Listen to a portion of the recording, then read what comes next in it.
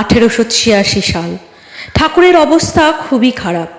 এই অবস্থাতেও ঠাকুরকে কেন্দ্র করে দোল উৎসবের আয়োজন করলেন তার পরম শিষ্য নরেন্দ্রনাথ। নরেন্দ্রনাথের এই কাণ্ড দেখে তো অবাক রাখালচন্দ্র। বললেন, ঠাকুরের শরীরের এই অবস্থা, আর তুই দোল খেলবি নরেন? ধীর স্থির নরেন্দ্রনাথ। শান্ত কণ্ঠে উত্তর এলো, দোল পূর্ণিমা কি জানিস? ত্যাগ ঐশ্বর্যমণ্ডিত এক সিদ্ধ মহাপুরুষ, যিনি জগৎকে অকাতরে প্রেম বিলিয়েছিলেন, সেই মহাপ্রভু শ্রী চৈতন্যদেবের আবির্ভাব দিবস।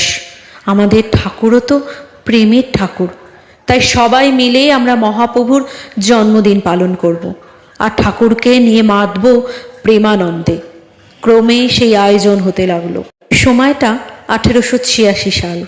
রামকৃষ্ণ পরিমণ্ডল ভক্তবৃন্দের সকলেই জানেন ঠাকুরের অবস্থা তখন